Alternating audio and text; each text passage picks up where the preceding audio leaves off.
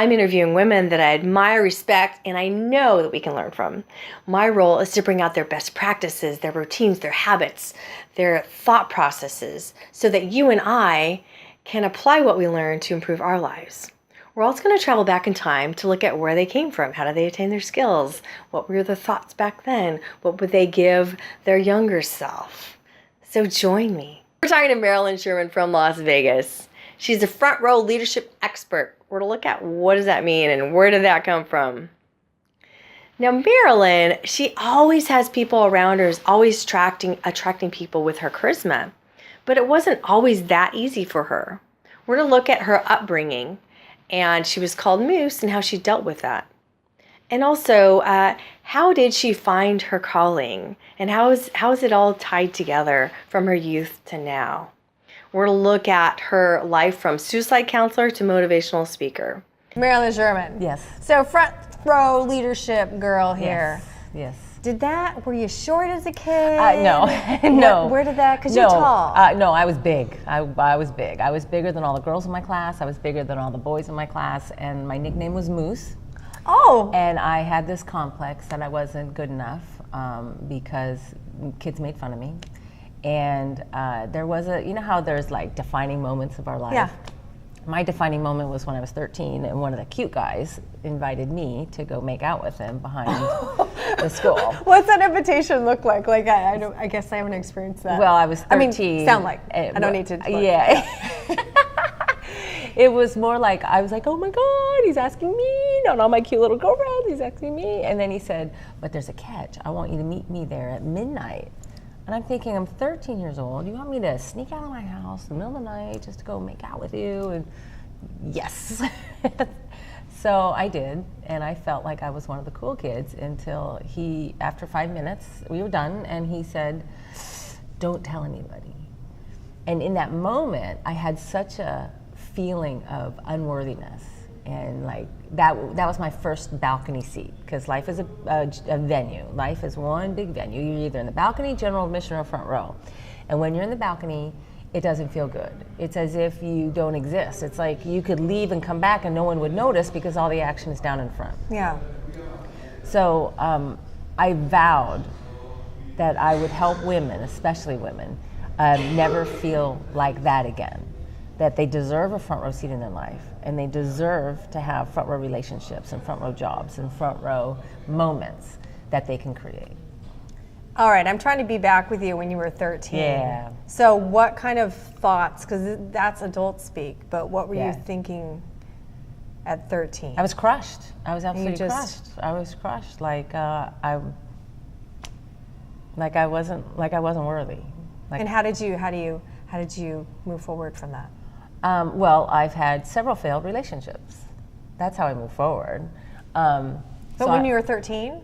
Well, no. I'm very interested, obviously, with this 13 piece and how you got a little bit further to get out of the moose thing. Because I ended up becoming a leader, but I became a leader in a different way. I became a leader in a way that I was very empathic with people who were lonely and the outcasts. And then I became a successful athlete, and I blended with all the groups in my schools. Now, I was still bigger than everybody, but I had more of a, I'm going to prove people wrong. I can be big, but still be a really good, caring, loving person.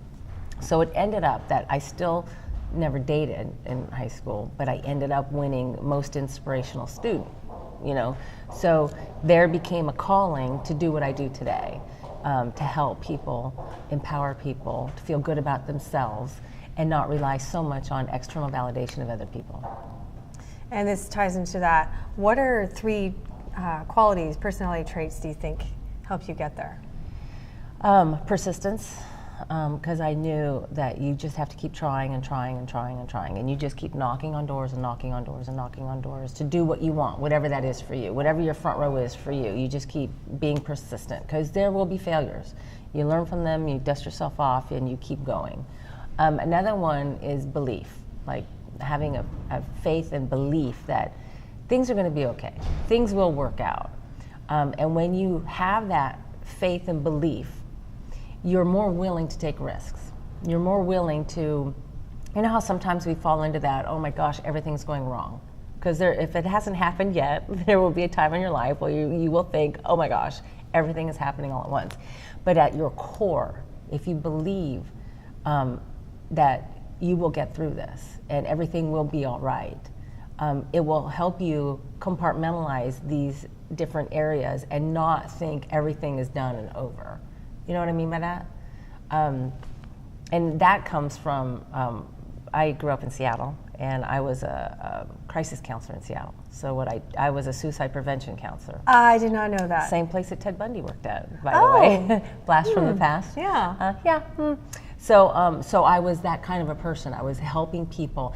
So like now as a professional speaker, I like to say I used to help people have the courage to live, but now I help people to live with courage. So persistence, faith, and sort of like I think another trait that I aspire to be is someone who's got a constant curiosity. Yeah. Like, I want to know more about you. I want to know about your life. I want to know what's going on, and I want to know what's here. I want to learn. Like my audiences, I want to know who you are. I want to know why you're here. I want to know what you want to get out of this event. Or, you know, my husband's from France. I was like, I want to know more about France, and I want to, you know, learn about you, where you grew up. You know, so when you have this constant sense of curiosity, you will always be learning and always be growing. I don't ever want to think that I've made it because, you know, there's that old saying, when you're green, you grow, when you're ripe, you rot. I don't want to be ripe. I don't want to be ripe. I don't want to say, okay, I've arrived. I want to constantly be growing and learning and evolving. In terms of front row leadership, when did you, before it became a speech and all of that, when did you start doing the front row and taking in and making sure that you get the front row? Well, and that's taking initiative. That's very interesting because I come from very visionary parents.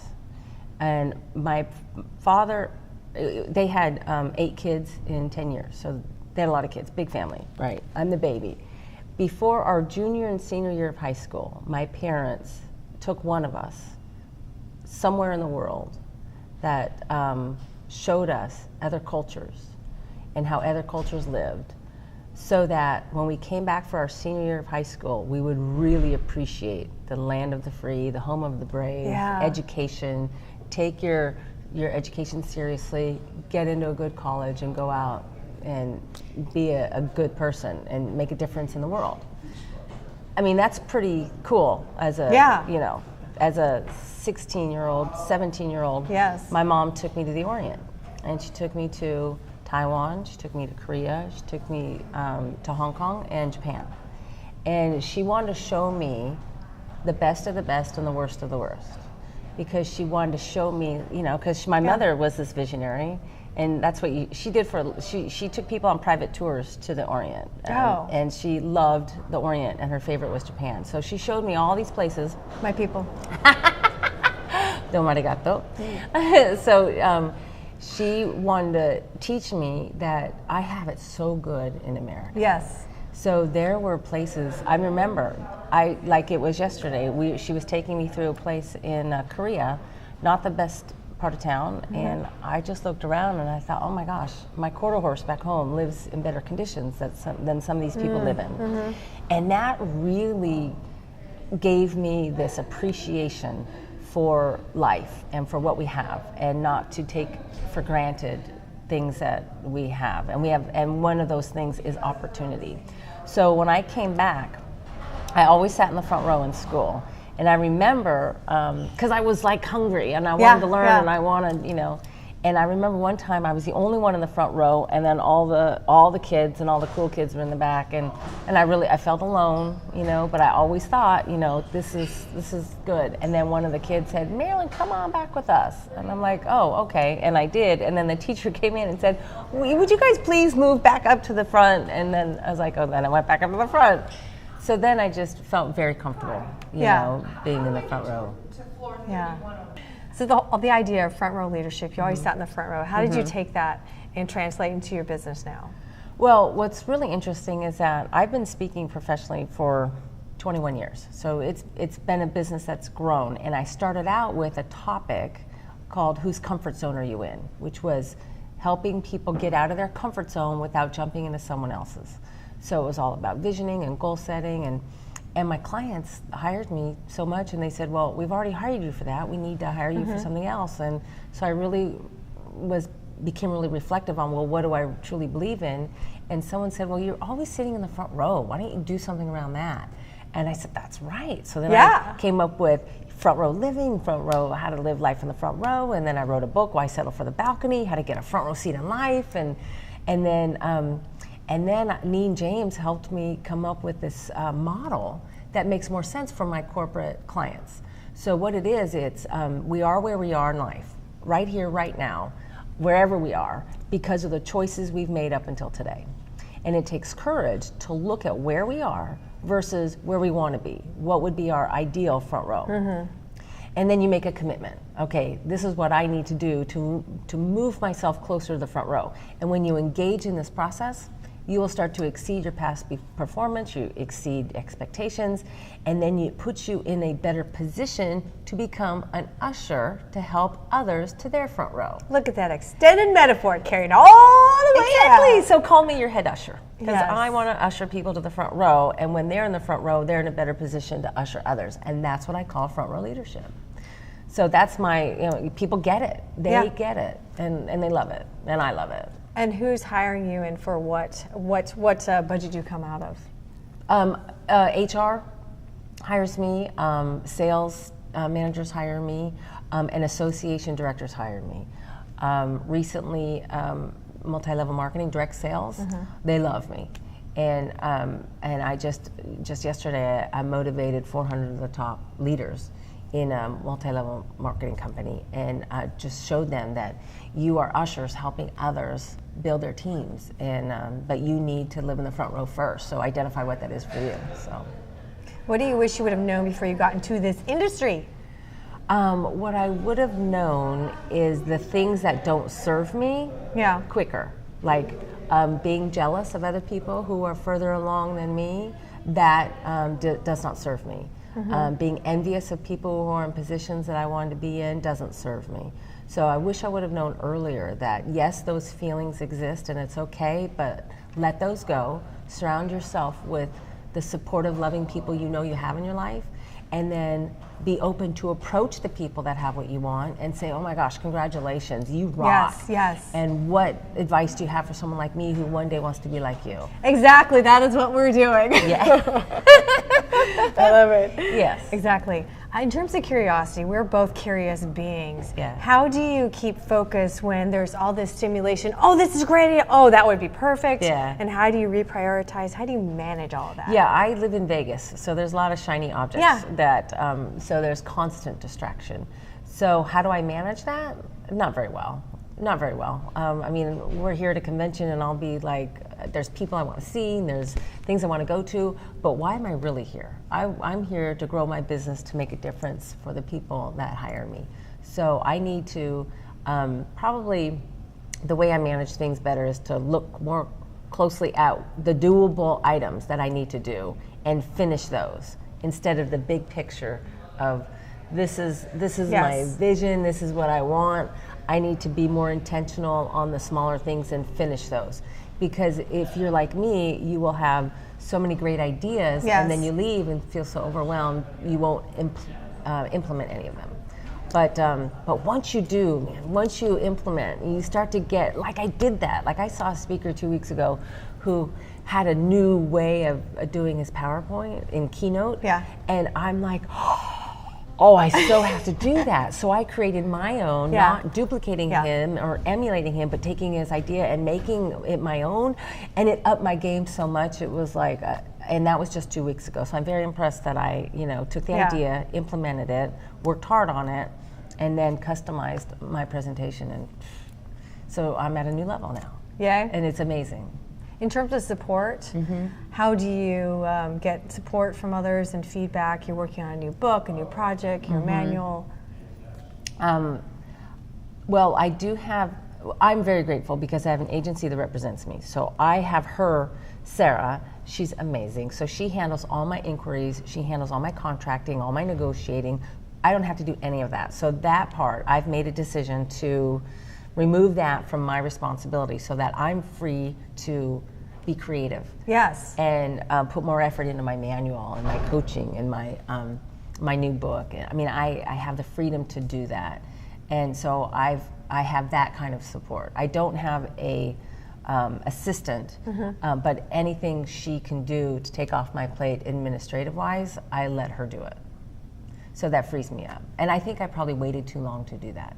But then again, I wasn't at a position where an agency wanted to represent me. You know, it's not like they were all knocking on my door saying, you know, come join our team. So everything is, you know, synchronicity. You know, things happen at the right pace at the right time, maybe unbeknownst to me. Like I literally hired someone to be my salesperson, and we negotiated a fee, a retainer every month, and then a commission, and she put me off and said, I can't start on this date. Can we do July 1? And I'm like, okay, fine, we can do July 1. And then July 1 rolled around, and she said, I need an August 1. And I was like devastated, because like, oh my gosh, I put all my eggs in her selling basket to sell me. And I was telling everybody, oh, finally I have someone to sell me. Yeah. And then on August 1st, she said, I can't do it. So then I was crushed, because I wasn't prepared to take on that responsibility of having, you know how you have this anticipation, finally someone's going to take something off your plate, and then it comes back to you. And I was crushed and devastated, but then that opened the door for a year later, the agency hired me, or the agency approached me, and we became partners. So now not only do they do my sales function, but they represent me, and they come from a bureau background, so I didn't have to do any training. And so so my point is that sometimes when things happen and you may seem like it's devastating, it could be a huge blessing. And that then goes back to my faith piece, where it's like, have faith that things are going to work out. And I know it sounds trite, but things do happen for a reason. Our job is to figure out what that reason is, or to be relaxed about it, knowing that the reason will be revealed later. Does that make sense? Well, it's a matter of having faith and just having the courage to just walk on that ledge. Yes. I see there's I heard there was going to be something to catch me. I don't see it, but. Yes. And in our business, there's ups and downs, and I just knew that there was going to be another booking around the corner. I just knew it, and there always was.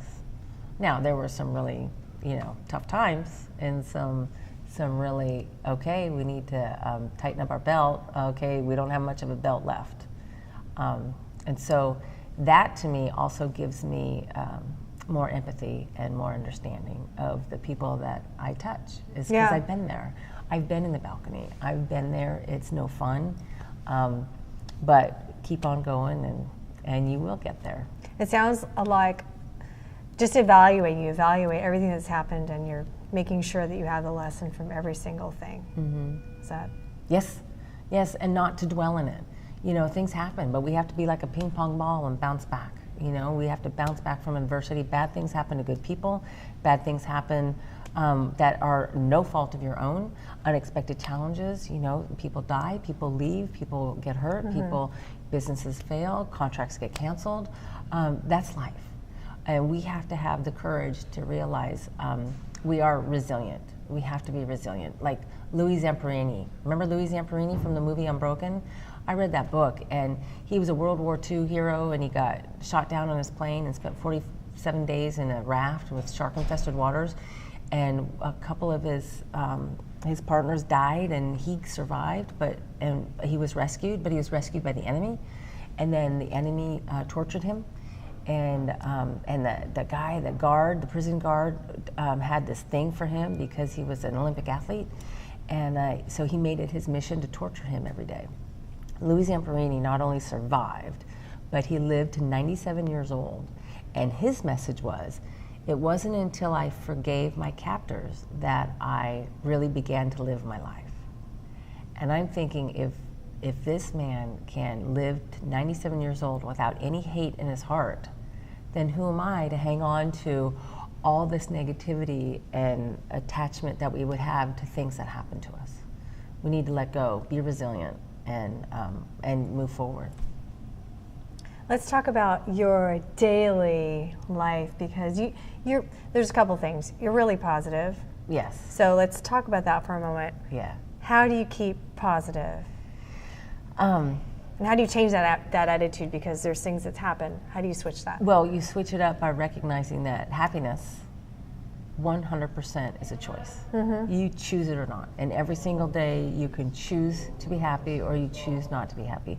You can choose moment by moment by moment to be happy. And so once you understand that you are 100% accountable for your mindset, then you have no excuse. You can't complain about stuff. You can't dwell in it. I mean, you could, but then you can't complain about being there because you're putting yourself there. Right. So once I know I'm accountable for my own happiness, then, well, what does that mean? Because that sounds like, okay, just shift your mindset. Well, what that means is I connect with people because I'm a people person.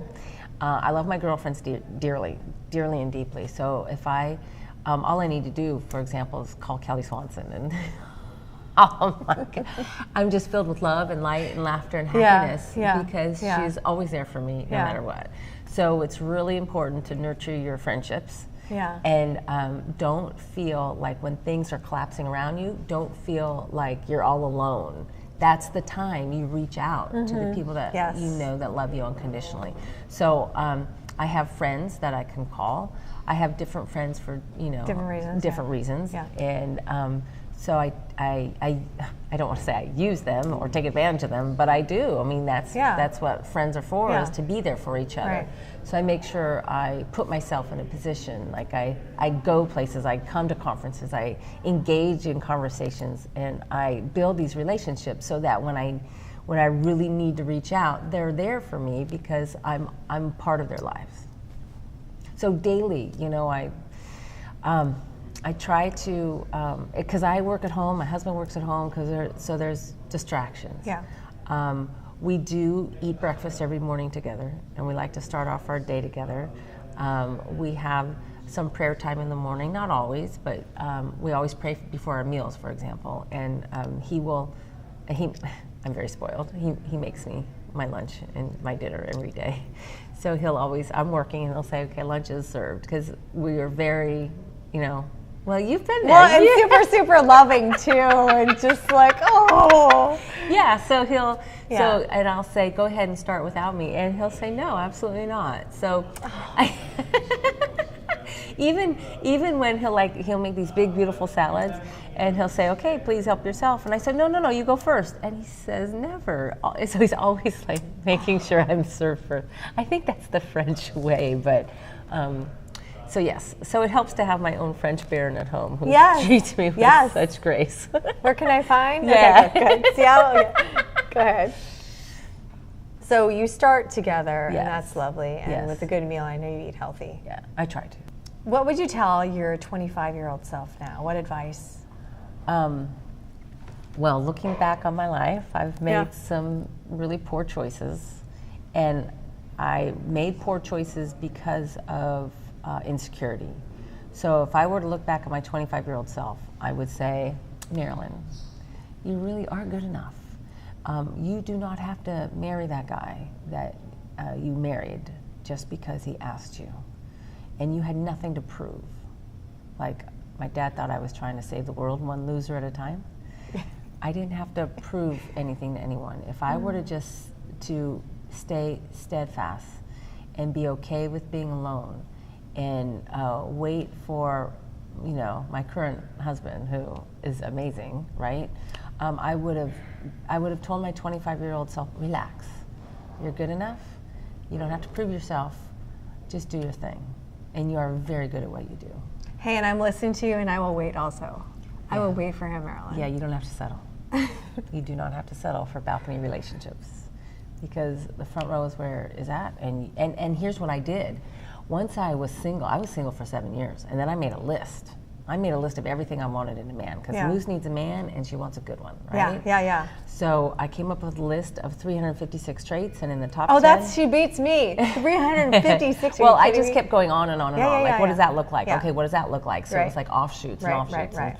And then I narrowed it down to the top 10, and in the top 10, he had to speak fluent French. Why not? Really, it was like a And why she not? found him. Well, that's the thing. Or he found her, yeah. Well, no, I found him, and Yeah. and so the more specific you Yes. are, you know, Yeah. and then make sure you have your deal breakers, and you know what your deal breakers are. I know, they're And written so, down And and- so why do we sometimes Right. go Settle, off track yeah, and compromise? And Because we don't lose have- confidence and we patience. lose yeah. confidence and patience, right? Yeah. So I would tell my 25-year-old self, be confident and be courageous, and it's great. It's great. I love doing these interviews because it's like you're talking to me and I'm Oh, good. hearing you and I Oh, will good. implement. Good. Thinking about your bucket list, what's Yeah. something you would like to accomplish pretty soon? Pretty soon. Or do? Well, I love what I do so much. Mm-hmm. I mean, I really love what I do so much. And the people that come up to me, especially the women, like yesterday, I had 4 women say to me, "You changed my life." And I had one person say, "You changed my business," which is very cool because it was a business, Yeah. Yeah. event. But my bucket list is to do that in, a crowd of like 7,000 women. That's my bucket list. Is like I want to be on the big stage, because if I can empower that many people Yeah. in a small room, I know I can, and then to have, like, let's say 7,000 women moving closer to their front row, Yeah. and then suddenly they're ushers to help, The others, right? and Exactly. so on and so on. I mean, we really could change the world. Yeah. So my bucket list is to be on big stages, big events, and to just Big rock impact. it and have big impact Yeah. on others. Because it's really not about me. It's about how many people I can serve, and Yeah. then how many people they can serve. And that's my bucket list. Thank you, Marilyn. And where can we find you? MarilynSherman.com. It's pretty easy. BeInTheFrontRow.com. And I've got some great stuff there. I've got some daily avenues that I've partnered with Avenue. It's daily motivational, short little videos with my voice, and so people can be motivated that way every day. Or Quickly. my books. That could be part of your routine. I mean, so each morning. Yes. You could listen. Yes, part of your daily meditation. People say it's my morning motivation with Marilyn. So Yeah. that's kind of cool. Mondays, even. Yeah. Yeah. Thank you. My pleasure.